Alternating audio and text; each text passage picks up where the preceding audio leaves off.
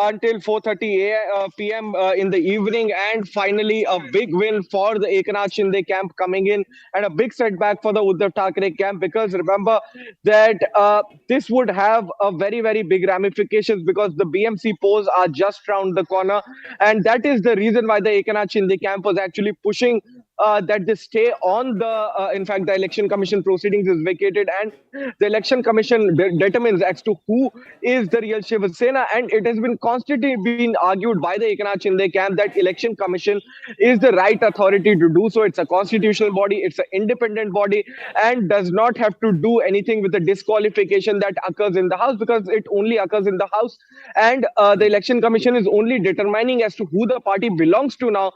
And remember that since the numbers are in the favor of Eknath Shinde, it is a strong case for him. Though the Election Commission of India is a quasi-judicial body in itself, and it will be holding its hearing itself. But what we have to also remember is, in the last time the Election Commission of India had its day of hearing of this particular matter with regards to the symbol war of the Shiv Sena, the Eknath Shinde camp had actually gone with a truckload of documents, with a truckload of affidavits to be submitted in favor that Eknath Shinde is the real leader of this party at this moment of time. And this is what would be very crucial, and we will have to see as to how the Uddhav camp actually tries to put in its word that it is the real leader of the party, because as you rightly pointed it out, it's the numbers that play the game, not the legacy at this point of time. Though a detailed order of the Supreme Court is yet to come into this particular case as to why this particular order has been passed and what reasoning has been given. But we can actually decipher it from the arguments that will been there. In fact, the governor of Maharashtra also was in the favor. He was being represented by Solicitor General of India, Tushar Mehta, who clearly pointed it out that Election Commission of India is actually an independent body. It's a constitutional body and does not come in the way of the House, and is a very different proceeding that takes place before the Election Commission of India, and hence it can proceed independently and does not have to do anything with what happens inside the House. Did the court say? Did the court say that? Did the court opine or say whether or not once the ACI makes its ruling, can the Uddhav camp or anybody come back to the court?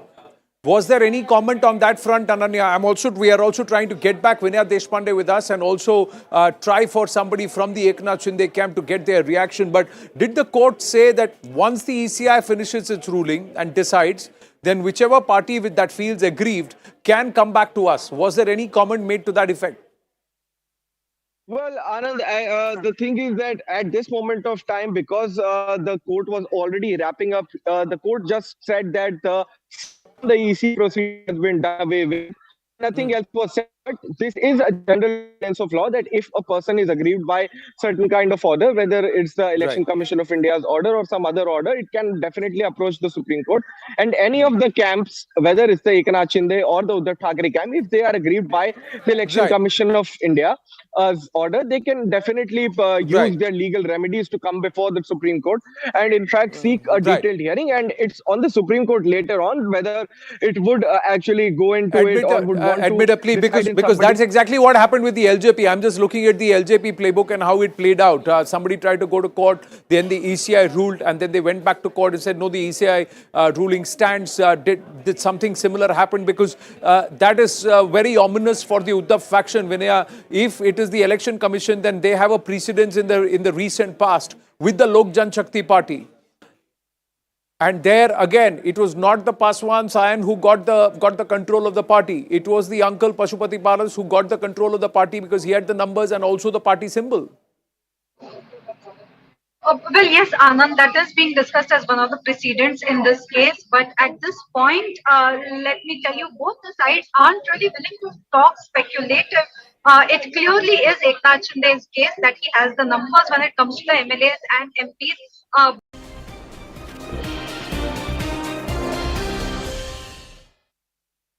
Back on with more news coming through. It's a CNN News 18 exclusive where we are decoding the raids today. 270 arrests, more than 200 locations, nearly 8 states. And it's the state police that's rounded up a lot of these PFI personnel. A lot of it has been preemptive because these people had been identified. That's what top government sources are telling us. Our investigations editor Manoj Gupta getting us these details. That all the suspects arrested today or detained today were identified immediately after the first round of the raids. these people will all be asked to fill bonds that they will not be involved in any criminal activities in the future. They are all likely to be released in the next 2 or 3 days. Today's raids were aimed at suspects involved in mass mobilization of cadre for the purpose of rioting. Pathikrit Pine with us. Pathikrit, one of the aspects is you are going to get them to sign bonds and undertaking that they will not be involved. But should the government and the agencies go a little further? Should they also identify their financial footprint and, of course, their social footprint and then map it with their conduct in society going forward? The other point is that I may not do something, but I may get others to do it for me. So how is the government going to check on that? Now look what's happening in Chennai. The PFI and SDP are not protesting. They are getting others to come out and try and, raise voices in support. Anand, first of all, I think the first, level of raids last week was done by the NIA and the central agencies. Today, and it was completely kept under wrap. Today, the state level ATS have been activated. I think they are anticipating major social unrest that they will try to do. Yes, you are very right. How do we handle the handlers? That is a very major issue.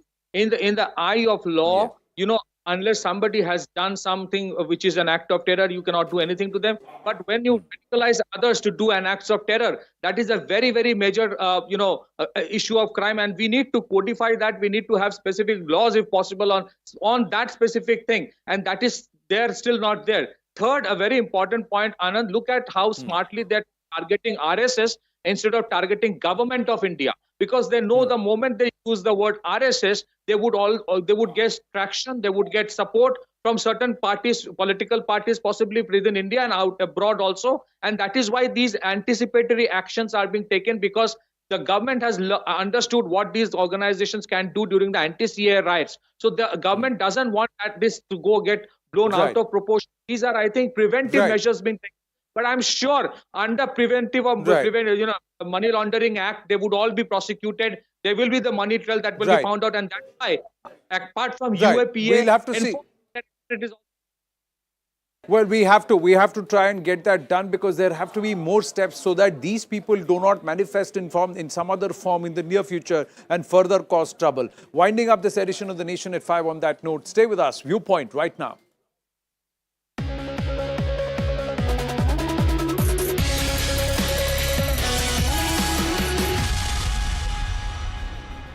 Good evening, you're watching Viewpoint. Thanks a lot for staying with us here at CNN News 18. I'm Ridhima Bhatnagar, and we're starting the show with some breaking news coming in.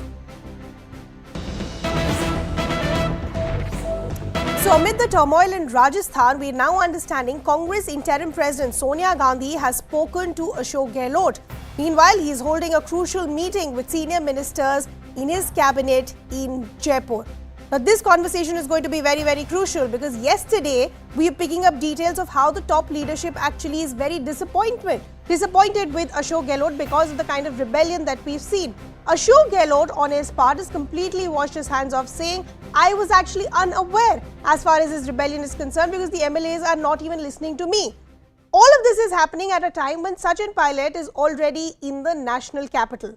And as far as the Congress president elections are concerned, we haven't seen any other nomination other than Shashi Tharoor.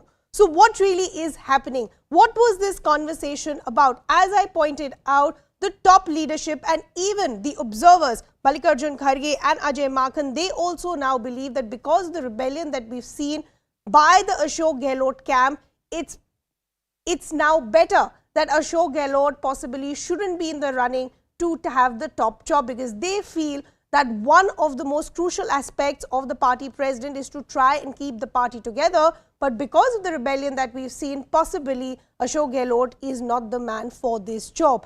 As I pointed out, all of this happening at a time when Sachin Pilot is already in the national capital. Now we're understanding that Congress interim president Sonia Gandhi and Ashok Gehlot in fact have had a conversation.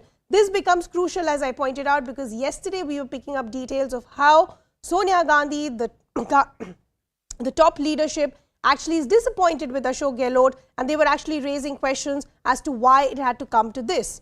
My colleague and senior editor Pallavi Ghosh now joining us on the broadcast. Pallavi, as you were reporting for us even yesterday that the top leadership, the Gandhis, were very disappointed with Ashok Gehlot. Today, what was this conversation about? It was a brief phone call which took place between Mr. Ashok Gehlot and Sonia Gandhi a short while back. And essentially in that brief conversation, Ashok Gehlot reassured Mrs. Gandhi, saying that there is no attempt to disrespect the High Command, and whatever they say is something which is going to be applicable to all the members of the Congress party, and no disrespect was actually shown to Mrs. Gandhi or to the Congress top leadership. And as far as the principles of the Congress party is concerned, now this becomes significant because does this mean it paves the way of, say, a kind of a normalization of relationship between the Gandhis and Ashok Gehlot? We know this for a fact that yesterday at the meeting with observers, she was very upset. In fact, she also said that why did Ashok Gehlot have to do this? It looked like a breach of trust. It also looked like a violation of the party discipline. The fact is that two observers were called there for a CNP meeting because Ashok Gehlot had called for that meeting, and yet we saw a play out of the scenes which we saw in Jaipur yesterday. Pallavi, thanks a lot for getting us all those details. To the top story that we want to discuss over the next 30 minutes. Today was part 2 of the Pan-India raids on the Popular Front of India. 8 states and multiple locations. Investigative agencies conducted raids across Madhya Pradesh, Karnataka, Assam, National Capital, Maharashtra, Telangana and even Uttar Pradesh. The raids were in view of intelligence input suggesting that PFI's plans for violent protests against recent crackdown by agencies. The state police detained and even arrested PFI cadre in several states today. Remember, yesterday CNN News 18 brought you details of a possible lone wolf attack that is possible on BJP and RSS leaders as a revenge plot to counter these raids. Earlier this week, over 100 members of the PFI were arrested, once again raising the question, is this now the time for this outfit to be banned? We will take that question to our guests in just a bit. First, the story.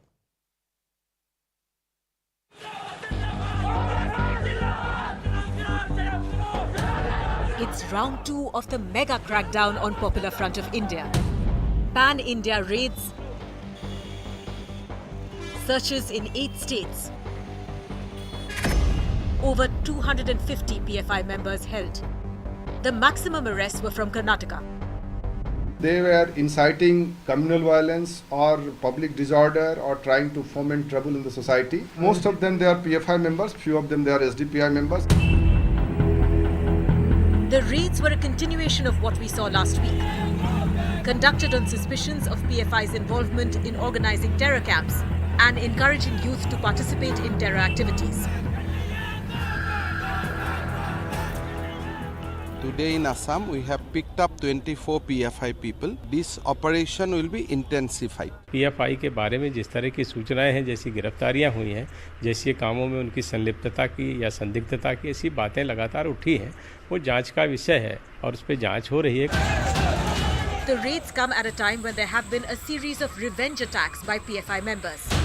On their target have been the homes and offices of RSS and BJP functionaries. It's now becoming increasingly clear that PFI is one of the biggest threats to national security. So is it time to ban the organization once and for all?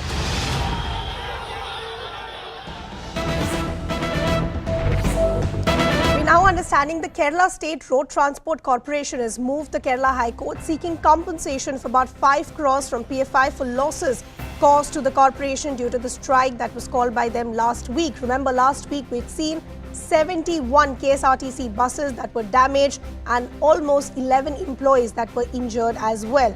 So now you have the State Road Transport Corporation who've now moved the Kerala High Court and they're now seeking a compensation to the tune of 5 crores from the Popular Front of India for the losses that were caused to the corporation due to the strike, as I pointed out, which was called by them last week. Let me bring in Pradeep Pillai in the conversation as well. Pradeep Pillai, is the number correct that we're looking at seeking compensation of almost 5 crores from the PFI? Yes, we had reported on that day that the Hartal called by the Popular Front protesting the nationwide raids and arrests of top leaders from the state as well as from districts had seen widespread violence across the state. And one of the main targets was the Kerala State Road Transport Corporation, which is a state-owned public sector transport company. Its buses were widely stoned. 11 of the staffers were injured, including one driver who lost his eyesight partially. Now, the Kerala State Road Transport Corporation Deputy Law Officer has approached the Kerala High Court. It seeks a compensation of 5.06 crores from the Popular Front of India for the losses caused to the corporation due to the strike called by the PFI. The argument made by the KSRTC in the court is that the entire violence happened because of the Hartal call made by the office bearers of the Popular Front, and indeed they should be responsible for making good the damages. The petition also mentions the details of the damages, where it mentions 71 KSRTC buses were damaged. Okay. And of course, as I mentioned, 11 employees were injured. Okay, Pradeep, thanks a lot for getting us all those details. Let me also now bring in my colleagues who've been tracking these developments as far as these raids were concerned. As I pointed out, this was part 2. Arunima is already joining us on the broadcast. We'll shortly be joined by Vinaya, who's tracking these developments from Mumbai. But Arunima, let me come to you first. I want to talk to you about the pattern that we've seen from raids 1 to raid 2. If last time around it was the national agencies that were at the helm, this time around it was the state ATS. Talk to us about, do we have a number now? How many locations were raided today? More than 200 is the figure that has been passed. That's with state police that were raiding these locations. You already saw in the story that we filed from the Assam Chief Minister to authorities in other states confirming the arrest of PFI, including states like Madhya Pradesh. Now these are states in northern India and central India where PFI spread its presence, and there have been allegations of them conniving to terror in alliance or in conspiracy with other terror organizations. In Madhya Pradesh, for example, you've seen JMB come up. Now in that JMB matter, just to give you a background, allegation were that these JMB terrorists infiltrated via Bangladesh through the Bihar-Simachal route, and that is an area where PFI is active in providing Aadhaar cards and other identity documents to those who are infiltrating. So there's a very thin line so far as activism and recruiting and being part of terror conspiracy is concerned. And that's the reason that NIA is taking this case, because they're looking at it from the prism of terror. Those arrested today, currently in custody of state police, but high possibility that NIA could take that over too. Okay. Arunima, I'll just request you to stay on with us. Let me bring in Vinaya in the conversation as well. Vinaya, how many locations were raided as far as Mumbai or Maharashtra was concerned?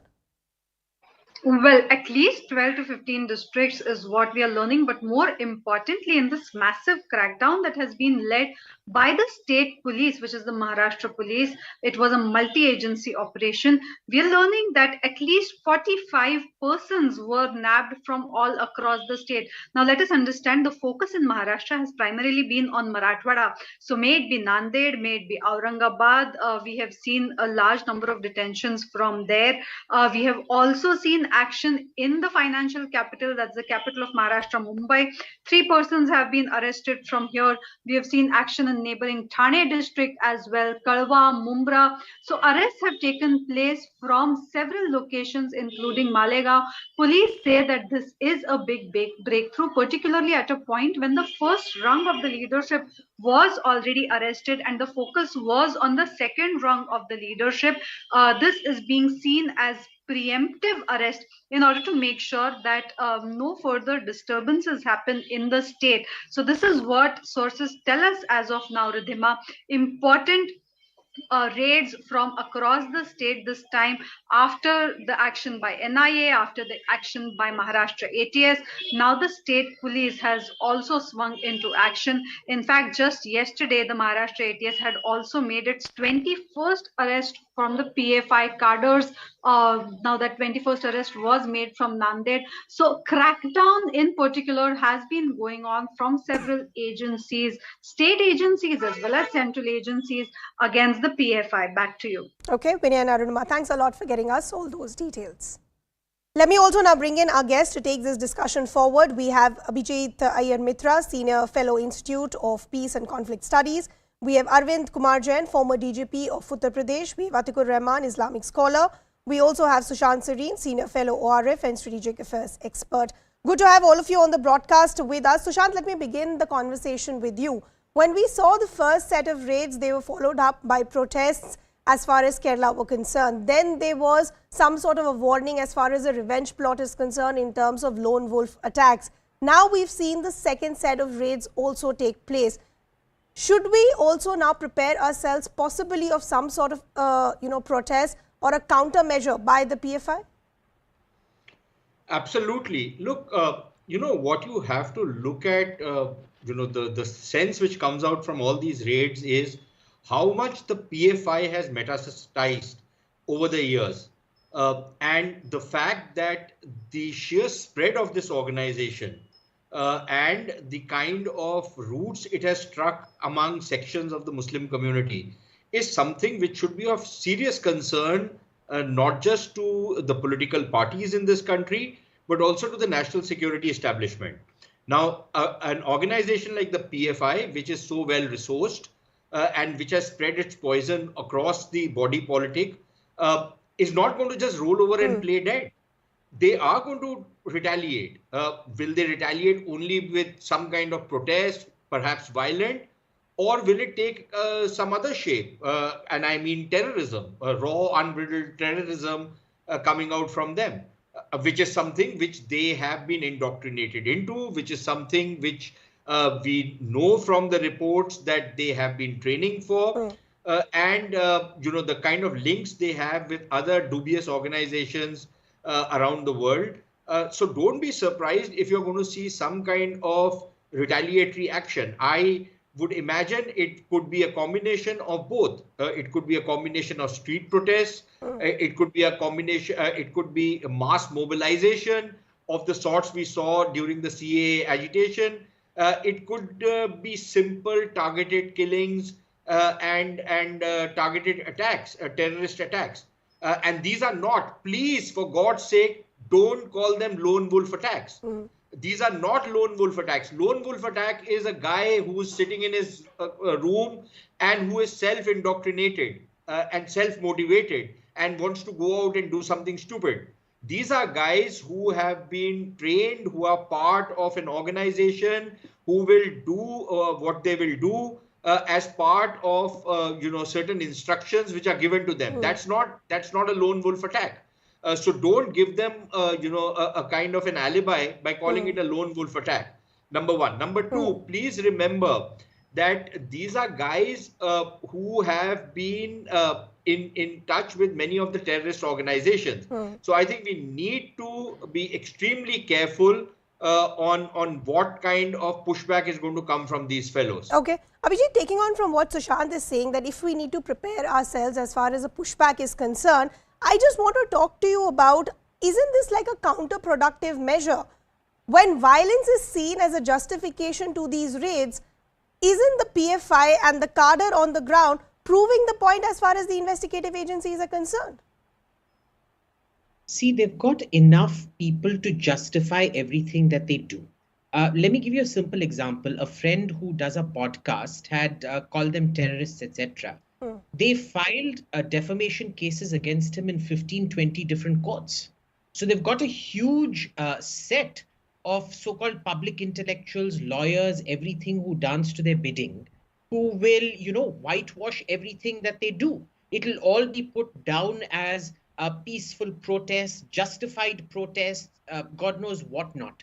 Ultimately, the framework that we need to look at this through is, like Sushant said, there are almost certainly going to be terror attacks of some kind and, public disturbances of some kind, which will be linked to this, saying you did this to PFI, therefore we're doing this to you.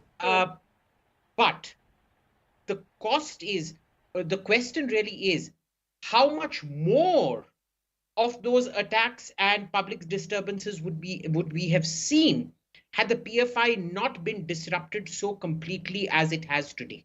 So, the set of raids, because this is a Hydra-headed organization. It's got several different wings in several different places. And what we're seeing is a full system of systems crackdown on every single wing of their operation. Correct. Now, we still don't know, and this is what we know. We still do not know what we do not know. There might still be sleeper cells here and there, paths and silos that we don't know, which will probably get activated. And when it gets activated, what you will see is on one side a public justification of this, And the second, the exoneration of the PFI, saying, well, the PFI had nothing to do with this. This was a separate organization, etc., etc. Yeah, And that's this actually is my larger issue.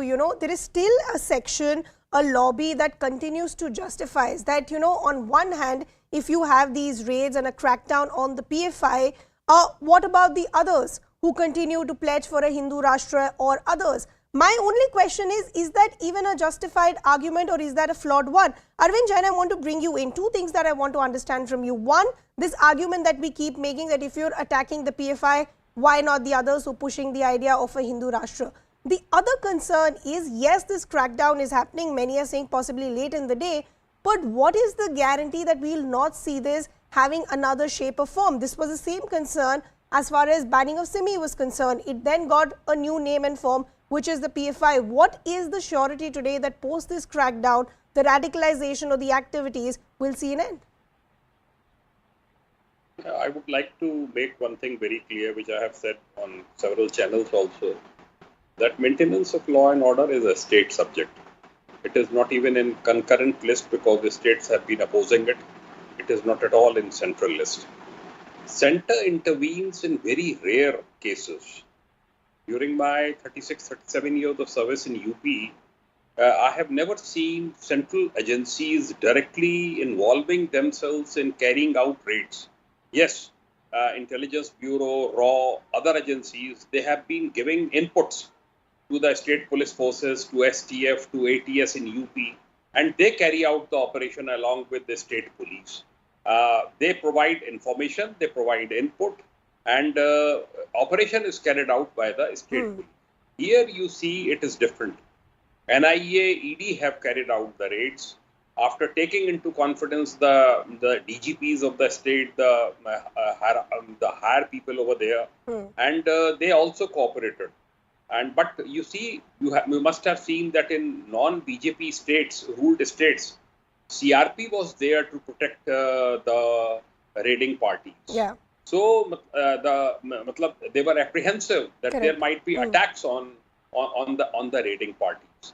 So there must have been some very serious type of input with the central agencies about some incident which was likely to take place or something which was in offing, and they had to nip it in the bud, and that's why they carried out these raids. And subsequent raids are naturally very obvious, and they will have to keep on the pressure. And let me tell you one thing: my hunch is that PFI will not retaliate just now. Okay. They will bite for the time, and they will retaliate in such a way so that that act is not associated with PFI.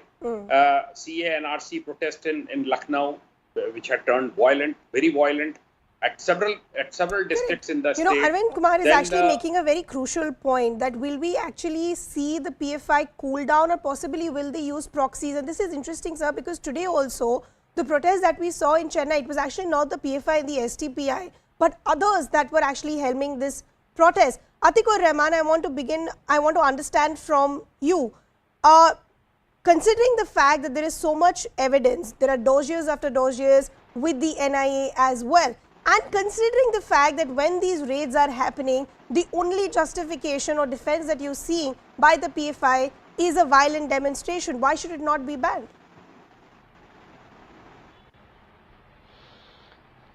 Well, if the evidence is there and proven in a court, I do not see that any power on earth can stop the government from taking any harsh measures.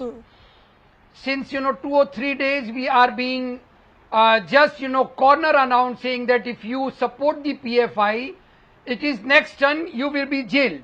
So I am quite careful, even threatened. Yesterday some channels even threatened some of the anchors to me.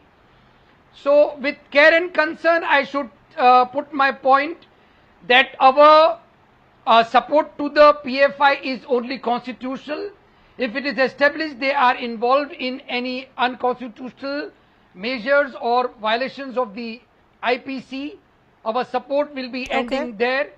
Why we are supporting it? Because so far there is no evidence.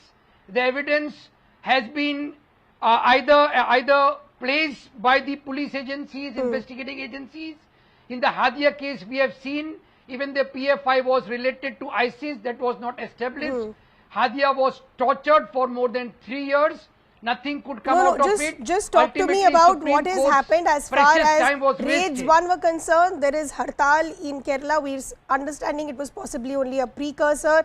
Now we're understanding there is possibly a revenge plot as well. But we're also getting some updates now coming in. And this actually is a CNN News 18 mega exclusive, where we're now understanding, and this is what we're picking up by the means of top government sources, saying that all preparations have been done to ban the PFI. The order will likely to be given very soon. Top government sources say the writing after raids suggests that PFI is a dangerous organization. Sources say PFI is capable of any kind of terror activity. Interrogation reports suggest they're in touch with many international organizations to destabilize India. Abhijit, only a matter of time then before we hear as far as an official ban is concerned? Absolutely. And look, we have to appreciate the fact that this has gone by the book. We've seen so many times that bans have been enacted when, the government can't back it up with evidence and it gets reversed. And so here they've done the correct process, which is collect all the evidence, present a case, and then have it banned. So I think it is only now a matter of time. Let's see. Okay. Atikur Rahman, you were trying to make a point earlier. Now we're picking up possibly a matter of time before we see a ban on the PFI. Why should the government, despite all the evidence in place, as Abhijit was saying, gone by the book, still not ban this outfit? You see, what I gather from the other panelists, they are basing their arguments on conjectures.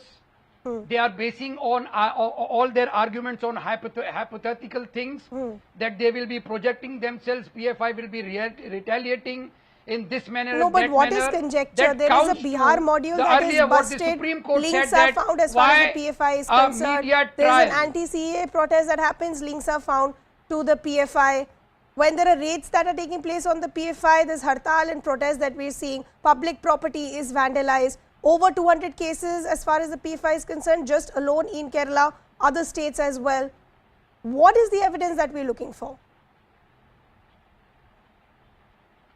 You see, Hartal and any kind of a backlash comes only in a democratic tradition. What about the Hartal and protest carried out in Bengal just 3-4 days back? Was there no violence? The BJP was there, and that is why that can be justified. So we are rather addressing the main point of view of what exactly should be done to safeguard the nation, the constitution and our republic. We are gathering our things on hypothetical arguments. Why are we running a media trial? There's no media trial that is happening. Atikur Rahman, let's be a little more rational. Let's call a spade a spade. And let's also all come together, keeping differences aside when issues are of national security. Anyway, we'll have to see when that ban actually comes through and what the fine print will be. Unfortunately, I've completely run out of time. I'd like to thank all our guests as well. It's a wrap from my side. The biggest exclusive is up next.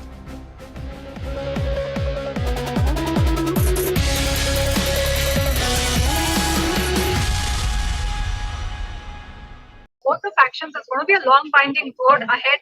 This clearly at this juncture is a setback for Uddhav Thackeray. The Honorable Supreme Court has now decided, after a huge level number of arguments that were made and fervent pleas were made, that the court rule on it. The court has said, no, we are not going to decide.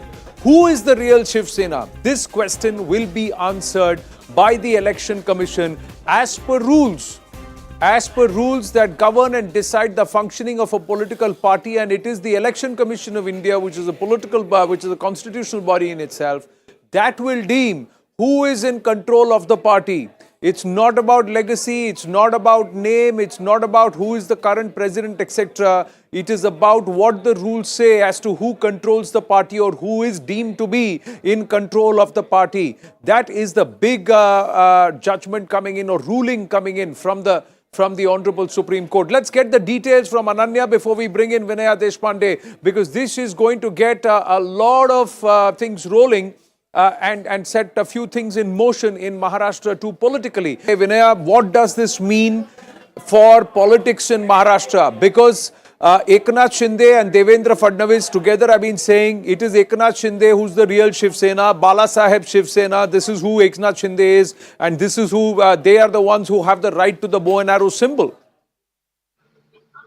Well, Anand, clearly this is a setback for Uddhav Thackeray because remember that Uddhav Thackeray has approached the Supreme Court saying that at this point the Election Commission cannot decide who does the party belong to.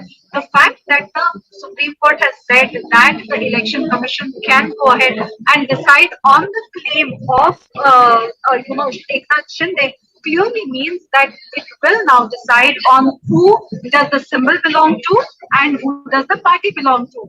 So at such a crucial juncture, when the symbol is in question, when Eknath Shinde has claimed that the party belongs to him, at a time when the BMC polls especially are coming ahead, it is anybody's guess as to what kind of setback it will be. Even if the symbol is frozen or in whichever condition, let's not get speculative here, but in whichever condition, whatever decision is made by the Election Commission, the fact that the Uddhav Thackeray group could not convince the Supreme Court that at a point when so many crucial things were already under litigation, and when the apex court was hearing them, the question of who the symbol belongs to and who the party belongs to should not be decided at such a premature junction by the Election Commission.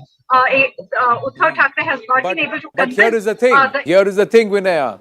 That if it is the Election Commission, does that mean imply a major setback for the Uddhav faction? The reason being the Lok Janshakti Party ruling of the ECI stands clear.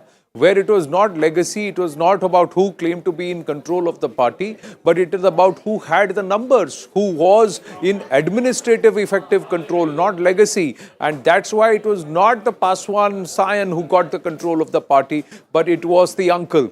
Ananya is with us. Ananya, what happened in court, if you can hear me?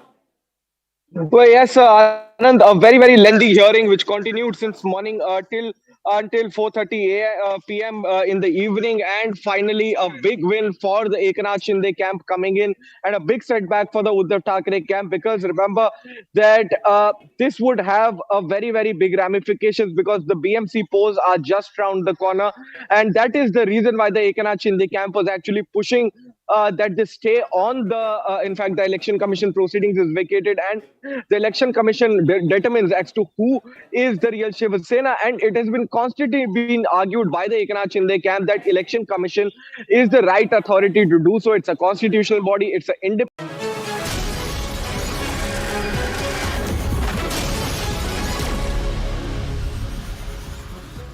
Good evening, hello and welcome to this special broadcast. I'm Anusha Soni. Well, just when we thought that the grand old party might be able to get a trusted non-Gandhi leader as the president of the party, a huge revolt within the Rajasthan Congress has once again shown what exactly is wrong with the Congress party. Well, this has led to a standoff between the Congress leadership and the Gehlot loyalists. The party high command had also sought a report from its party observers, Mr. Mallikarjun Kharge and Ajay Makar.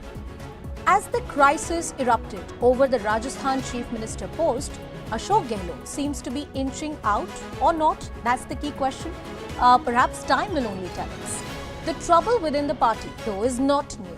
We have seen revolts in the state of Uttarakhand, Goa, Chhattisgarh and Madhya Pradesh earlier. But what makes this trouble far worse than the other ones is that it overshadows the impending elections for the post of the Congress president. This also once again highlights the leadership crisis within the party, which is far from being resolved. Our focus this week.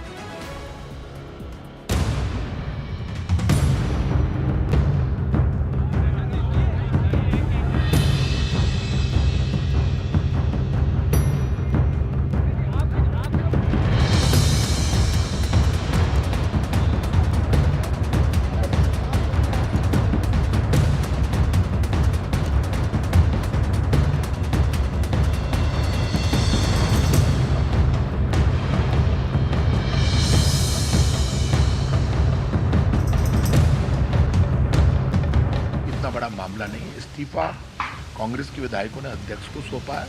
किसी भी कीमत पर 19 में से किसी एक को मानने के लिए तैयार नहीं है।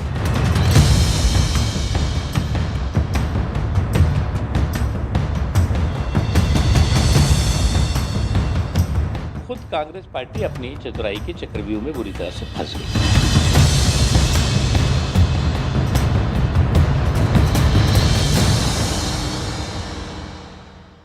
Well, before I bring in my colleague Pallavi and our other guests into the discussion, here are some key things that we must know about this crisis of the Congress party. What is it about the Congress party that has led to this persistent trouble of leadership? Well, beyond the spate of electoral losses, the party from within is shaken. We have seen the exodus which has been happening within the party. From the young to the old guard, there have been people who have been unceremoniously exiting the party. Party titans are unwilling to don the crown of thorns. They know that perhaps the real power will not lie with the non-Gandhi face. At least that is the apprehension. And the likes of Ashok Gehlot are very, very scared to let go of their political future or the grip, for example, that he has over the state of Rajasthan. The central leadership looks diminished, clueless, ineffective. Not the first time that analysts and experts would say that there's so much more that the leadership could have done. Gandhis no longer hold the kind of authority and power that they had at one point in the history. Mrs. Sonia Gandhi, of course, is the longest-serving Congress president. Briefly, there was Rahul Gandhi, and right now she's the Congress working president. Talking about the image of Mr. Ashok Gehlot, his image also changes in many ways. I mean, he was perceived as a Gandhi loyalist, to powerful, chief minister who's not ready to let go of the power within the state. The Ashok Gehlot versus Sachin pilot tussle is an old one. It looked like it might be resolved, but it's not. There are also big flaws in intra-party communication strategy. Some experts would say, well, you could have predicted what is happening right now and be ready for it, but it looks like that the party high command was not ready to deal with the situation. As a result, not just the Congress president elections and the narrative around it has been overshadowed, there is mayhem in Rajasthan and shadow over the party elections as well. Will we be able to see a credible face, a strong face leading the party? Pallavi Ghosh, our senior editor, has been tracking all the developments from the grand old party. Pallavi, what should we believe? Is Ashok Gehlot in the race or he's out? Well, that's a very tough one to answer, really, Anusha. Well, I think an attempt has been made to reach out to Mrs. Gandhi and the rest of the Congress party by Ashok Gehlot when he spoke to her a short while back. And he did say that, my intention was never to disrespect, and I'm completely unaware of what happened really and the steps which are taken by the MLAs. Now, for argument's sake, Anusha, if he decides to contest the elections, whether he's going to muster the support of those 9,000 delegates. See, one thing has become very, very clear in the last 2 days, that this whole idea which was being floated, that it's a neutral election and the Gandhis are going to have a hands-off kind of an attitude, they're not going to favor or not favor anyone. That myth has been busted. It's very clear that they do want someone whom they can trust and someone who, at the end of the day, the buck will stop actually at 10 Janpad, and all the unfavorable, kind of decisions would be taken by the new party president. Now, in that context, even if Ashok Gehlot is expected to file his nomination papers before the 30th, that's possibly on the 29th as well, can he really win? Or will there be some kind of a backroom game which is going to be orchestrated to ensure that Ashok Gehlot is defeated? What really serves this purpose, and there's a precedence of this in the Congress party, is also to show that he's not much of a magician as he's being made out to be. And second, it could diminish his clout within Rajasthan as well, which could possibly pave the way for having a chief minister, the choice of the Gandhi. Pallavi, two aspects I want to talk about. First, of course, the impact it has on the Congress president elections. So much buzz around it. The Congress party said we'll have a non-Gandhi face. Ashok Gehlot went and met Rahul Gandhi to make that one last-ditch attempt that please come and be the president of the Congress party. It looked like that the scene was set and perhaps Ashok Gehlot is going to be the next phase. That's not happening. This entire crisis, what kind of effect it has on the Congress president elections? And secondly, Ashok Gehlot versus Sachin pilot. That has gone worse for the Congress party. To answer your first question first, it certainly sent off a flurry of activity today on the second day of the Navratras. And we've just got 4 days more left to go before nomination closes at 3 p.m. on 30th. You had Pawan Bansal, who goes and collects 2 nomination forms, though he says on record that he's not going to be contesting the election. So it'd be interesting to know who has he collected the form for. Are there other people who are now in the race? And Ambika Soni, Shinde, Digvijay Singh, Mukul Vasalik. Is there going to be someone other than, say, a Tharoor or an Ashok Gehlot? To answer your second question, can things ever be normal between Gehlot and pilot? No. because in Punjab also, when they replaced Captain Amrinder Singh in the hope that there would be peace, we never saw that peace and stability. There was infighting, bickering, and the result is for all of us to see where Aam Aadmi Party took advantage of that. In Rajasthan also, I'm quite sure it may have its toll on the electoral results. All right, Pallavi, my last bit before I let you go, I want to ask that question again to you. When we reach that conclusion in the next 24 to 48 hours that whether Ashok Gehlot is in or out, what are the key factors to watch out for? But the key factor to watch out for is that if he files his nomination papers, does he really win? And has Sonia Gandhi completely forgiven him? Because, she's also not known one to forget in a hurry, so that sense of hurt which she showed yesterday when she met the observers and told them that why did he have to do it? Is she likely to forget? And second is one, when your trust is shaken, can it be restored that easily? So it'll be interesting to watch if there are going to be others other than Tharoor as well as Ashok Gehlot. And if Ashok Gehlot indeed contests the election, does he manage to win or not? Thank you, Pallavi. We'll keep all our eyes on those crucial developments within the grand old party. Opening that question, that big question for our guest as well. The rumblings within the Congress party, it's a big signal of the Gandhis losing the grip on the party. That's the key question we ask. And more importantly, the biggest opposition party in the country, what kind of state it is in really right now, and that leadership crisis really be resolved for the Congress party before the big 2024 battle in the country. Opening up that question to our guests who are joining us on the broadcast, we have Mr. Varun Singh, who's a political analyst, Neeti Jain, who's the spokesperson of the BJP, Mr. Suman C. Raman, who's a political analyst, who's also joining us on the broadcast. We also have Mr. Hemant Atri, who's a senior journalist who's with us on the show. Neeti, let me ask you first, and I ask this to you as, this is your political opponents, of course, it's their internal matter, I get their argument, but watching as a opponent and watching the Congress ranks and what happens within the opposition party is crucial for any political opponent. Do you think that the Congress party will be able to resolve this leadership crisis anytime soon? Anusha, as an open opponent and as the citizen of this country, I think we've been watching this for a while. This is not new. This has been going on. We saw this in Punjab. We saw this in Rajasthan earlier. Karnataka is going through some factionism. We saw what happened in Maharashtra. So all of these things are new, not new. I don't know what would it take for the entire, I don't know if I should say the media or anybody who's still having any hope for this crisis to resolve, to understand that this is something that needs to be internalized by the party. You cannot go on a Bharat Jodo Yatra when your party is falling to pieces. Bharat is already Jodo. Bharat अच्छे से जुड़ा हुआ है. उसमें कुछ करने की ज़रूरत नहीं थी. जहाँ करने की ज़रूरत थी, the party is failing there miserably.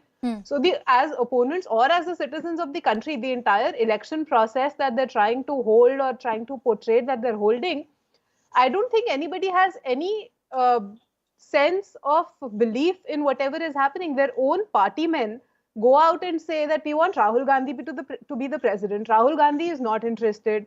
And whoever you put in that place, I don't know how much confidence would that person elicit in the party that is already broken. No, point taken. So that is point the taken. question that the And Congress I needs to also want to say at the beginning of the broadcast that we wanted the Congress party, the official spokesperson of the Congress party, to be a part of this debate.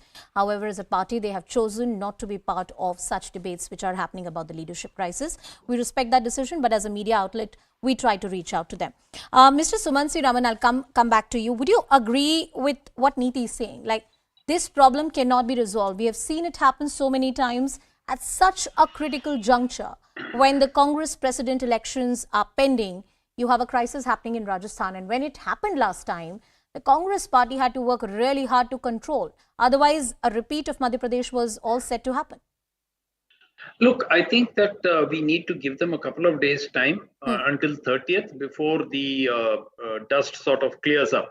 Mr. Ashok Gehlot has overplayed his hand very clearly, and it remains to be seen whether he will actually be asked to contest. He is not keen on contesting. That he has made very clear. But Mr. Suman C. Raman, why do you think that he has overplayed his hand? I mean, he overplayed his hand. What happened day before yesterday was completely unacceptable.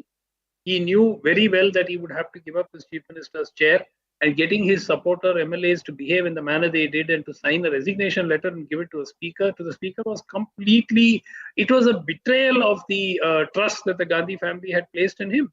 So I don't see it as a possibility. As Pallavi said, I don't agree with Pallavi on that Ashok Gehlot will contest and then may be defeated. He is not interested in contesting. So if at all he contests, he will contest only if he has the But backing Mr. of the Raman, Gandhi if family. he was not interested in contesting, why would he go and meet Rahul Gandhi? Why would he make all those statements? Perhaps I mean, one of the possible conclusions is that he thought he could have both posts.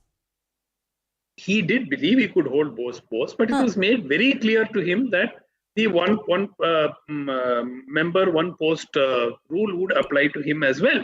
And therefore, once it became clear, what he should have done is he should have gracefully stepped aside and told the High Command, let the MLS decide. Aren't you putting decide too with much them. onus on morality and graceful? It is not about morality. Yeah. It is about survival. Look, now Mr. Ashok Gehlot faces the very real possibility of losing both the Rajasthan Chief Minister's chair as well as not ending up as Congress president. He could go into the wilderness. Hemant Attri, has Mr. Ashok Gehlot really overplayed this game? I mean, to defeat the trust of the Gandhi family or whatever it is, I think as a political observer, you shouldn't put all your stakes at one place.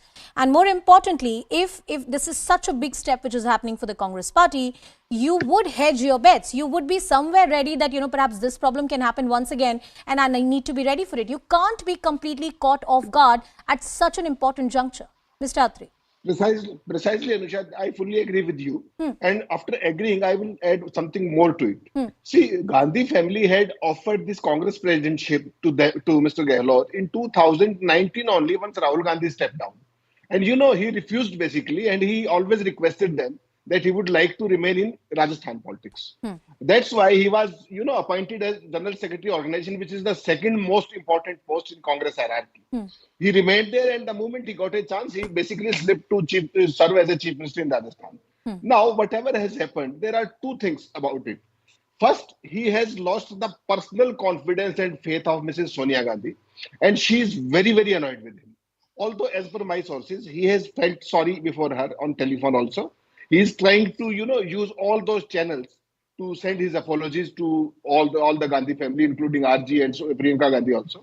But the thing is, the way he has, misbehaved, this is kind of a misbehavior that he has done while being on such an important post and while being slated for the senior-most post of the Congress party. But Mr. Attri, by that same logic, then Sachin Pilot should have also lost the trust of the Gandhi family. And I said this to Mr. Sumansi Raman as well, that are we placing too much onus on trust here instead of the real the real situations and scenarios which are driving today's politics, which is necessity, power, how much influence you have over MLAs, and can you really shake the system to your own benefit? That's what is happening in Congress party and in the state of Rajasthan. Anusha, there is something more to it. Okay. See, a seasoned person like Ashok Gehlot, who has 45 years of experience with him, doesn't even want to become Congress president. See, this chief ministership for Rajasthan is only left with 14 months. And then there are elections. And while being a nominee for Congress presidentship, creating such an atmosphere, creating such a scene, he has not only hit in his own leg, but in parties also. One has to understand that. And you please note it for all times to come that Mr. Gehlot is bound to lose both the posts. He will not be contesting Congress president for the Congress president, as well as he will not remain the chief minister also. Okay, and as you were rightly pointing out, you were saying Sachin Pilot. Yeah. Sachin Pilot has also lost the bus as far as this particular innings is concerned for next 14 months. I don't think Congress High Command will play such a big risk of making him a chief minister. I don't think some third person will be there who is acceptable to both of them. All right, I'll come back on this trust factor within the grand old party. And when you have the veterans whose families have served for generations, worked for generations within the Congress party, exiting the party and exiting unceremoniously, has trust been thrown out of the window a long time ago within the Congress party, and not with one leader, with multiple leaders we have seen. I want to go to Varun Singh, who's also with us on the broadcast. Varun, your thoughts on what's happening within the Congress party, and will we be able to see some kind of electoral process, quote unquote, within the Congress party for the post of the president? More importantly, a non-Gandhi face leading the grand old party. See, to be honest, I didn't know that the chief minister post was being sold so easily. How on earth can anyone say that Ashok Gehlot cannot be the CM? He has more than 92 MLAs with him right now, and till the last time I knew about the constitution, the CLP, that is the legislature party, will decide who their leader would be. They have given out their call. And who on earth wants to be a proxy president, leaving a chief minister post which gives you a lot more power? And Ashok Gehlot is an intelligent leader. He has realized one thing. See, in the coming days, there is so much of anti-incumbency that Rajasthan will be out of Congress's hand, and he doesn't want to be the scapegoat of being the president of a party which is losing a state that they were in power. No, but he can But already more than become a this, scapegoat if he doesn't come back to power. So he is prone to he becoming a wouldn't. So scapegoat if one were to believe your argument. Absolutely, absolutely. But then he would be the only scapegoat. Right now, if the Gandhis continue to be the president of the party, then the question about them, the responsibility will be divided. Everyone knows that Congress isn't coming back to power in Rajasthan. The way things have turned out, clearly anyone who has iota of political sense can tell you that. But more than this, such an intelligence failure on behalf of Sonia Gandhi and the entire Congress hierarchy and the leadership, the party which would be aware about what is happening in the state, what will happen in the future, what will happen in 10 years down the line, today doesn't even know what their MLAs are thinking or what will happen when they want to make a CM, remove a CM and make him the president, a proxy president. Yeah. No, they didn't even know the pulse of their own MLAs. That is an irony. That is a very sad state where Congress has reached right now, and it clearly shows that the Gandhis and all those people whom they have put their faith in and the trust are unaware about what is actually happening on ground. Varun, you made a point that Mr. Ashok Gehlot does not want to be the president of the party.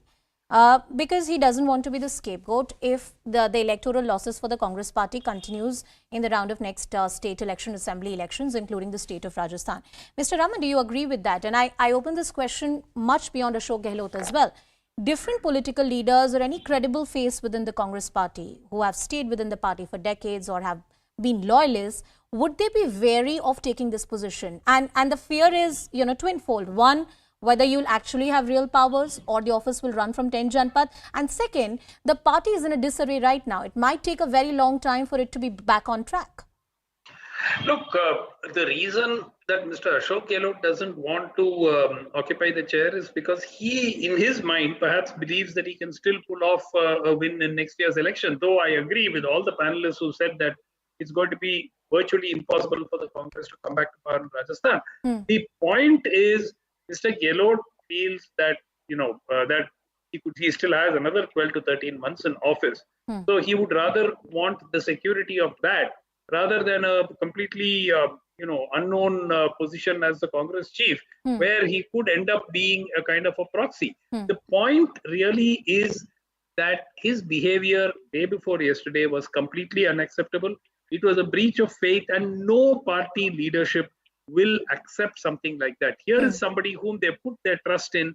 Mrs. Sonia Gandhi personally and you can't even blame BJP for this. I mean, no, there's nothing. There's nobody to blame for this. I mean, this was brazen, and I think that the sad part is that the judgment of the Congress High Command has again found to be wanting, whether it is Mrs. Sonia Gandhi or Rahul Gandhi in this particular case.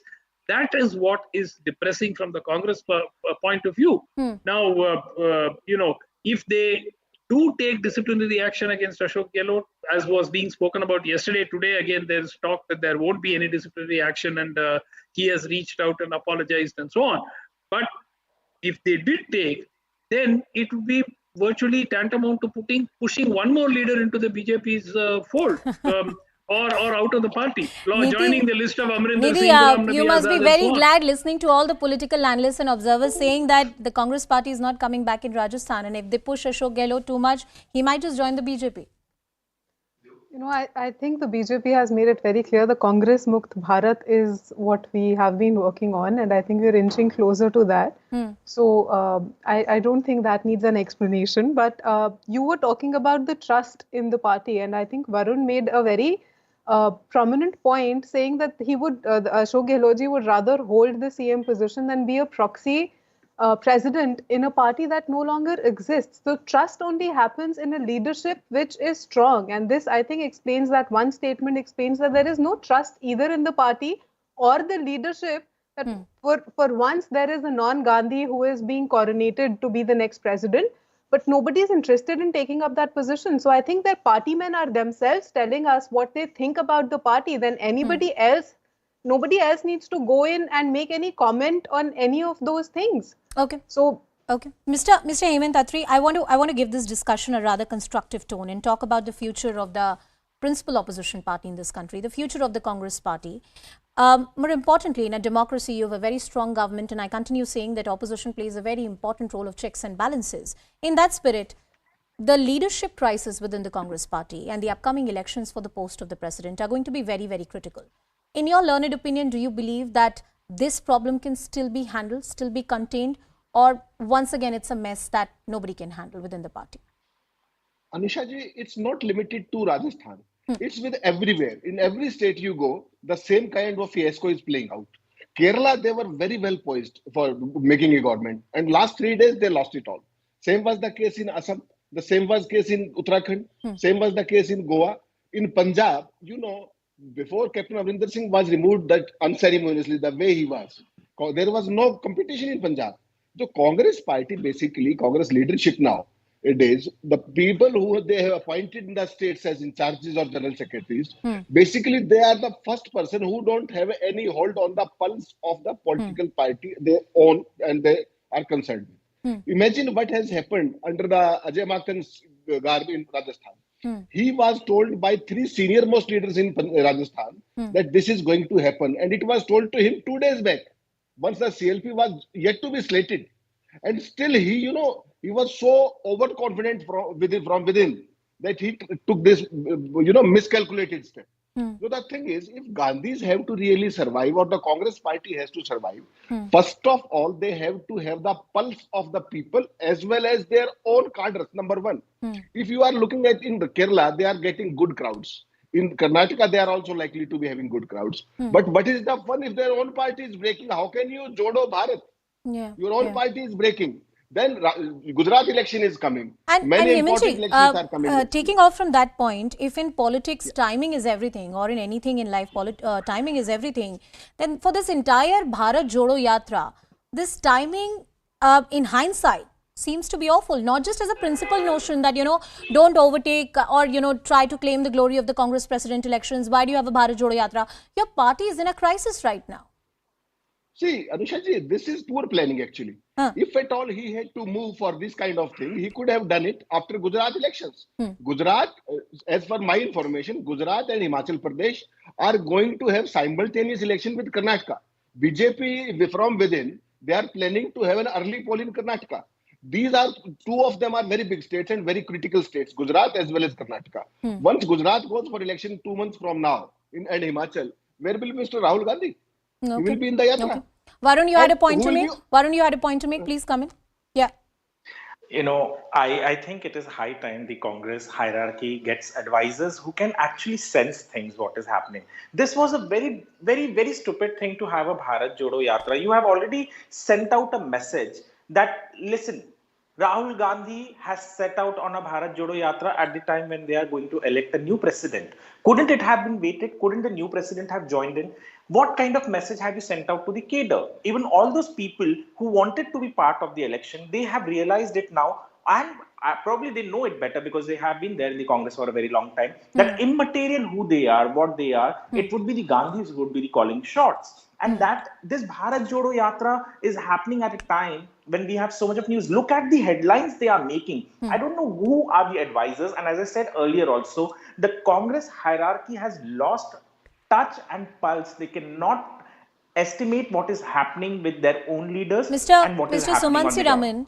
We seem to be having these discussions on national television about what the Congress party should do. And you and various other learned people would tell the Congress party that, look, you're not doing 2 + 2. This is a miscalculation you're doing. Why do you think the Congress party has not been able to get its act together? Look, I think there are multifactorial issues here. I don't think it's just one reason. One of the reasons certainly is that Mr. Rahul Gandhi has not been able to be a full-time president of the party when he was in the seat. And, you know, his frequent overseas visits and disappearances from public life, I think that has been a major problem. The second, obviously, is that the Congress party is fighting against the electoral machine of the BJP, which is not an easy task, including the media, which day after day does stories about the crisis in the Congress party and how things are collapsing around it and so on, and makes that a self-fulfilling prophecy. Over a period of time, it becomes true when the media keeps saying every day that or finds something in Rahul Gandhi to criticize, but does not necessarily find anything to criticize in the government.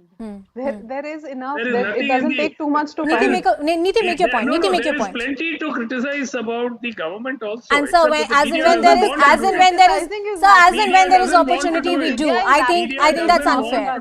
I think it's unfair, sir. I think it's an unfair blanket statement. I mean, no, one second, Niti, one second. Mr. Raman, I can't make a blanket statement on the politicians of the country. A, B, C, D. No, sir, this is not about you and me getting into a personal debate. All I'm saying is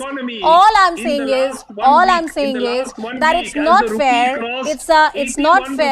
It's not fair to pass a blanket comment. It's not fair to pass a blanket comment. How many debates have you done on the economy in the last 2 weeks? The rupee is now over 81 rupees. So I think the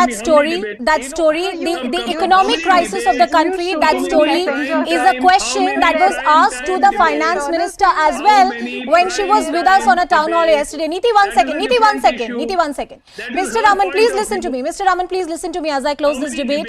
Yesterday, we had a conversation with the union finance minister of this country. And when she was sitting with a senior colleague, she was asked questions about the economy of this country.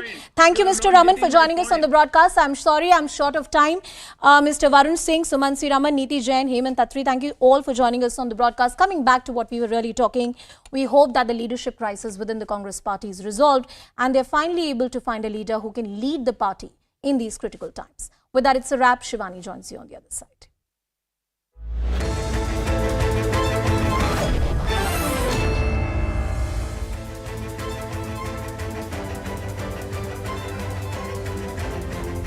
Good evening, everyone. Thanks a lot for staying with us. You're watching Plain Speak with me, Shivani Gupta.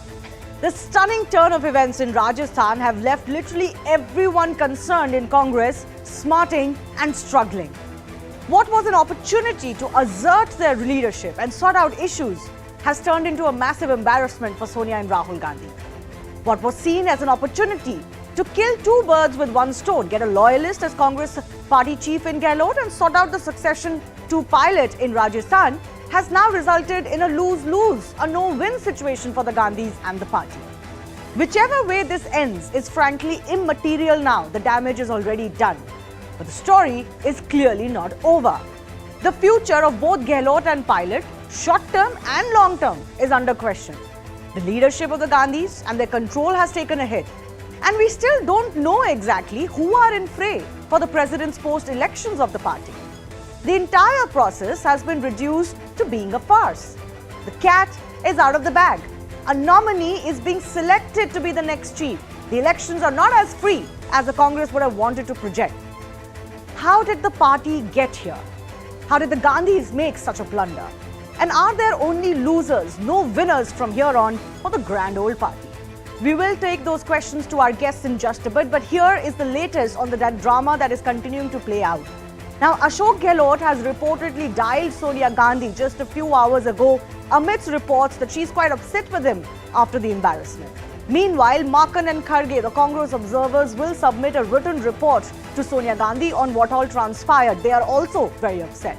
A show cause is likely to see Rajasthan MLAs, while we also learn that the central observers don't want Gehlot to be a candidate anymore for the president elections. But the decision on the new chief minister, if any, in Rajasthan has been pushed back to October end to possibly avoid any more conflict overshadowing the election process right now. Sachin Pilot, on the other hand, the Gehlot rival and contender for the chief minister's post in Rajasthan, is in Delhi. It's not confirmed yet, but he could meet one or some of the Gandhis. As far as who could be a replacement for Gehlot as president candidate, the top names emerging are the likes of Digvijay Singh, Sushil Kumar Shinde, Mukul Vaishnav. Meanwhile, Pawan Bansal has also picked up a nomination form, but he is not revealing exactly who that form is for. In this Congress Rajasthan drama, as I said, there are major implications for all stakeholders. Let me break those down. Now, Ashok Gehlot, he is no longer a favorite. He was a staunch loyalist of the Gandhis. Today, he's facing a major trust deficit with the Gandhis. While he denies being behind the revolt, he has clearly put his relationship with the Gandhis on the line to keep his CM chair for now. Sachin, he continues to be the chief minister in waiting. He might look at options beyond Congress. He's already become persona non grata, remember, by planning one revolt in Rajasthan. The MLAs are against him. Now, clearly, he has very little support on ground. The elections are near. Sonia Gandhi, the interim Congress chief, the longest-serving Congress president. Bad optics for her and the Congress trying to emerge as an opposition fulcrum ahead of 2024. Even non-BJP parties are making fun of the Congress on a daily basis. Rahul Gandhi, the former Congress chief, the biggest face of the party, arguably. Embarrassment to him as the party continues to be in doldrums in one state after another, even as he's on a Bharat Jodo Yatra. You know, this Yatra is turning out to be tone deaf. First Goa, then Rajasthan. The biggest face of the party is busy in a Yatra while the party is facing bigger questions. Overall, for Sonia and Rahul Gandhi together, what is amply clear is this: the Gandhi writ is no longer supreme. They are losing their grip on both the leaders and the workers on ground. So the big question we ask today, is the Congress party facing a lose-lose, a no-win situation in Rajasthan, and because of that, its effects on the national scene?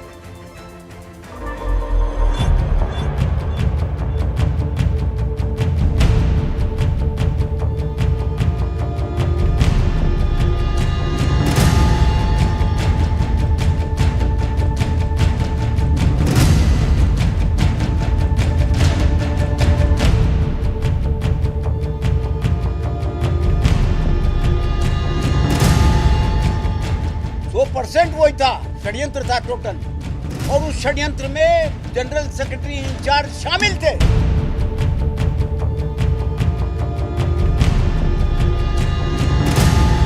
किसी भी कीमत पर 19 में से किसी एक को मानने के लिए तैयार नहीं है, क्योंकि वो जानते हैं कि फिर विंडेक्टिव पॉलिटिक्स चालू हो जाएगी। मुझे पक्की उम्मीद है पार्टी नेतृत्व के खिलाफ कोई विद्रोह नहीं है। सोनिया गांधी जी, राहुल गांधी जी हमारे नेता हैं। पहले भी कारण कांग्रेस खुद ही थी और आज भी वही है। पिछली बार सचिन पायलट और उनके लोग अलग हुए थे, दूसरा पक्ष को 50 दिन बाड़े में बंद रहे, ये भी 50 दिन अलग रहे।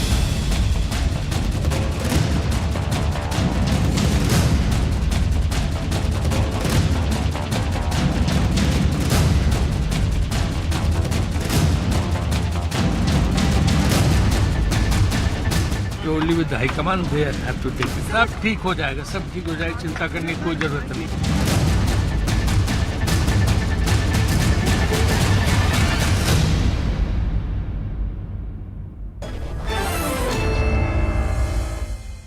First up, I want to go across to our special guest joining us. Pratap Singh Kachariawaz is one of those MLA faces, a minister in the Rajasthan cabinet who was very vocal with the entire revolt that was going on. Pratap Singh, I do thank you for your time. I want to begin by asking you, ये जो भी कल पिछले 2 दिनों में राजस्थान में हुआ, उससे हमें ये पता चल रहा है कि कांग्रेस लीडरशिप बहुत नाराज है, सोनिया गांधी नाराज है, हाईकमांड नाराज है। आपको नहीं लगता कि जो भी एमएलएस ने किया जयपुर में, उससे कांग्रेस का नाम बदनाम हुआ है?